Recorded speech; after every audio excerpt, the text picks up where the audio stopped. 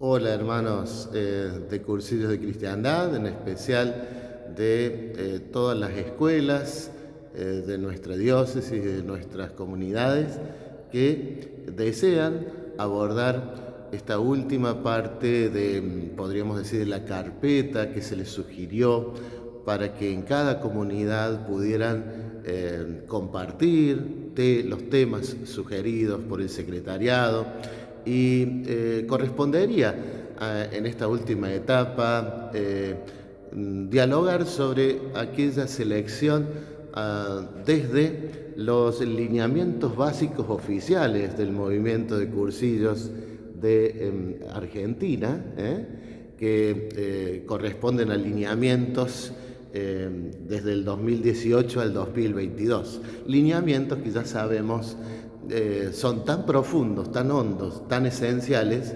que deberían continuarse en el tiempo. No es para específicamente estos años en que está hecho estos lineamientos. Siempre se debate acerca de que son tan fuertes, tan esenciales, que deberían permanecer en el tiempo. De modo que hasta se está debatiendo en Mesa Nacional si los próximos documentitos o lineamientos deban llevar fecha, debido a que deberá ser siempre un caminar continuo en estos temas tan esenciales. El tema sugerido para hoy, para esta última etapa, es la fragilidad humana vistos desde los lineamientos básicos. Tiene dos grandes partes el tema, ¿sí? Empezamos por ahí, dos grandes partes según los textitos de lineamientos. Se llama, tercer tema, la fragilidad humana. Y este primer videíto pretende hacer una pequeña síntesis. Después los materiales quizá también ustedes puedan releerlos con mayor vivacidad a partir de este video. En esta primer partecita del tema también podemos subdividirlo casi en tres. Vamos a la primera, que es la descripción de la fragilidad humana según algunos documentos y escritos del Santo Padre. La fragilidad humana, si bien es una condición nuestra de seres humanos limitados y también desde la fe pecadores, significa que recoge toda la tradición de la Iglesia desde la verdad fundamental de la fe, que somos salvados en Jesucristo nuestro Señor, no por nuestros méritos, sino por absoluta gratuidad de Dios. Es porque sencillamente hemos desobedecido a Dios, hemos desordenado la creación, y la búsqueda del bien, de la verdad y la felicidad tiende a tener búsquedas equivocadas por nuestra fragilidad y por nuestro error, por nuestro pecado y nuestros pecados, hasta que hemos construido estructuras de pecado, como decía San Juan Pablo II, ¿no? Ya no hay solo pecados personales, sino que hay estructuras creadas por el ser humano que oprimen al hombre.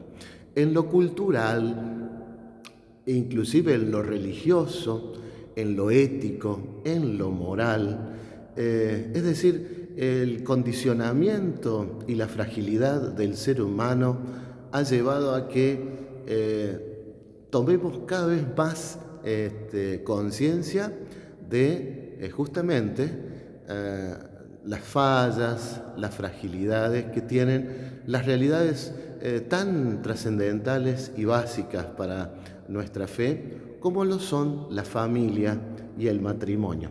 Estos lineamientos están hechos justamente en la mayor podríamos decir, ebullición de los documentos tan bellos y tan programáticos del Santo Padre, como es Evangelium Gaudium, que fue la primera encíclica programática de él, donde está resumida los sueños que él tiene para la Iglesia de este siglo XXI, como así también la exhortación apostólica Amoris Laetitia, que tanto ruido hizo en varios sectores del mundo y de la Iglesia debido a la gran aproximación pastoral que el Santo Padre ha querido darle a partir del Sínodo de los Obispos sobre la realidad del amor y de la familia.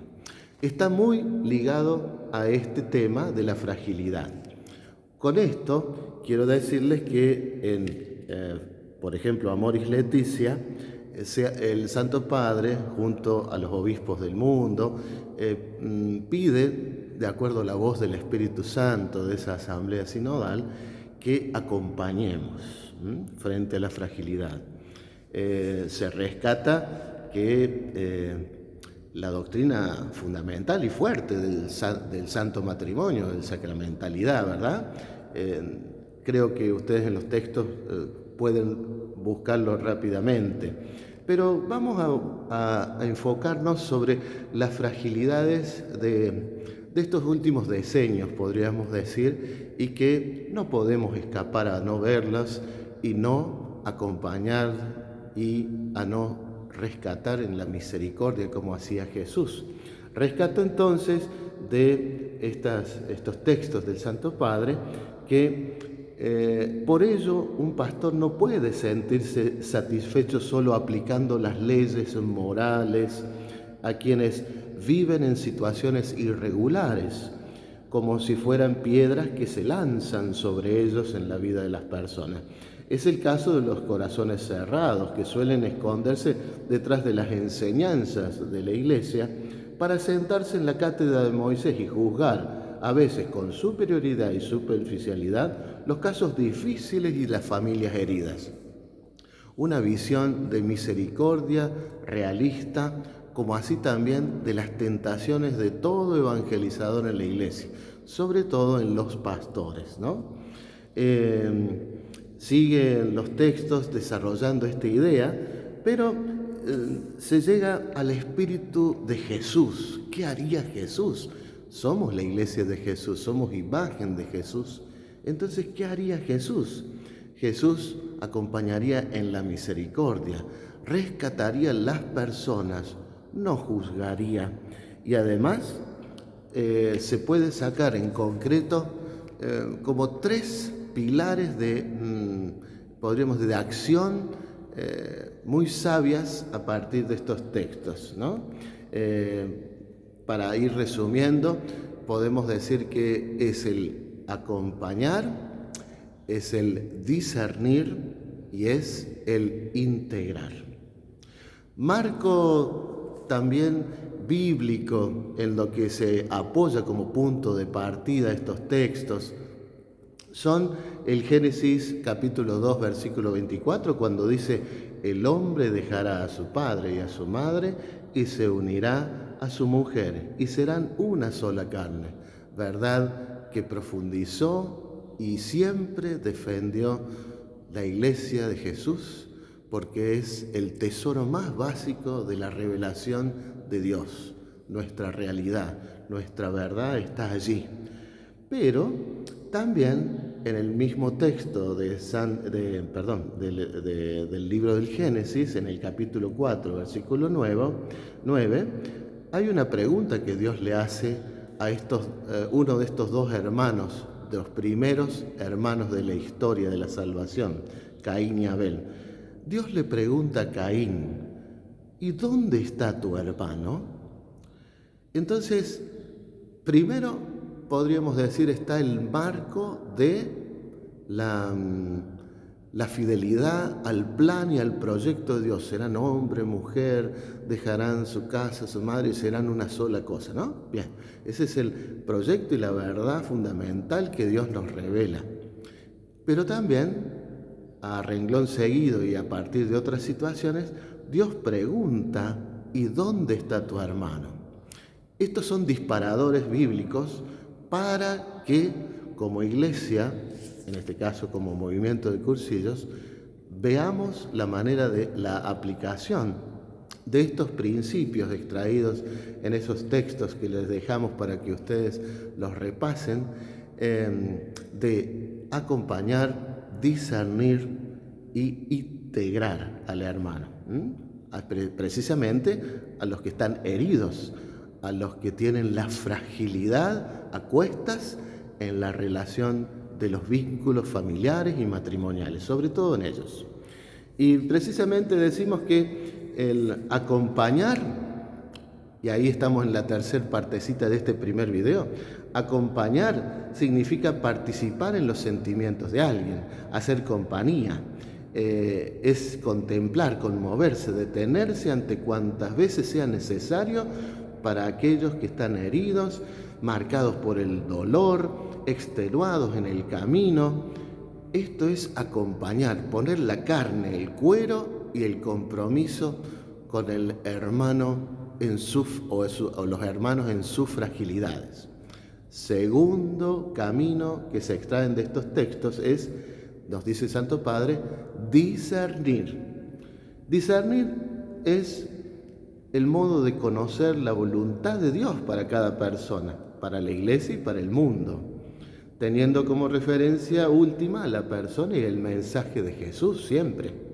Discernir la voz del Espíritu Santo en las circunstancias históricas que nos tocan atravesar, de las formas más sutiles y las más adecuadas. Por eso, discernir es el camino de la Iglesia para descubrir la voluntad de Dios sobre las personas, sobre sus situaciones, ¿sí? Se debe expresar en la sinodalidad, dice el Papa, es decir, en el diálogo, en la escucha.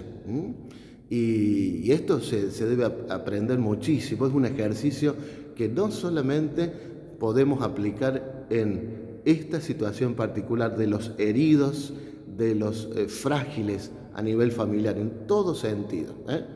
Discernir es un modo de vivir bajo la presencia del Espíritu Santo. Tercer paso es integrar. Jesús integraba a todos. El Señor no dejaba desplazado a nadie. La Iglesia, que es su esposa y es su imagen de la Santísima Trinidad, no debe desplazar a los heridos, no debe dejarlos solos.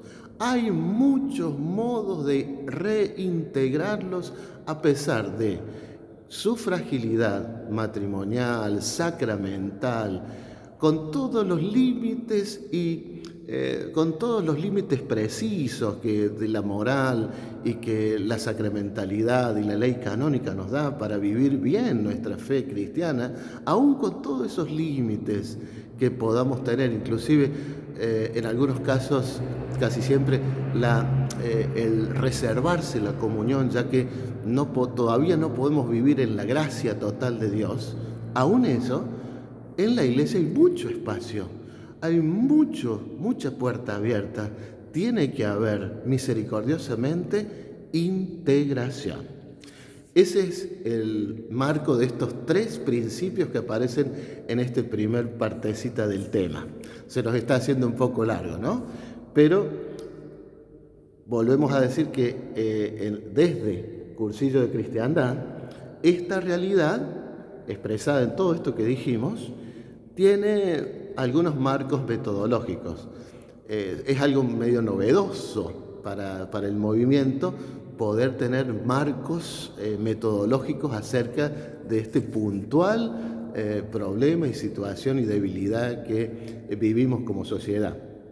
Los ítems de este marco metodológico que nos da en esta primer parte del tema están en la página 115. Leo algunos. Dice, como movimiento de cursillos, que debemos tratarlo desde la mirada de Jesucristo, que nos invita a hacer con amor a los que participan de su vida en un modo incompleto, ¿sí? Como veníamos hablando, integrarlos a pesar de que su vida cristiana sea incompleta. Otro en el marco metodológico es que nos miremos primero como comunidad cursillista, como escuela, para determinar cuál es nuestra postura y encontrar necesidades que justifiquen otro modo de mirar, como nos pide el Santo Padre y como nos pide sobre todo Jesús, ¿no? Que determinemos procesos a iniciar a nivel de nuestro movimiento, que no significan cambios drásticos, sino que precisamente son procesos que hay que vivirlos entre todos, compartirlos, de ahí está la sinodalidad que dijimos, saber que nos podemos equivocar, corregirnos, pero que nunca quedemos encerrados, sino que escuchemos la voz de Dios que se expresa en la voz de la Iglesia, que nos pide esto: acompañar, discernir e integrar. Hermanos, esta es la primera partecita. Se nos fue un poquito largo, casi 15 minutos, pero viene la segunda partecita.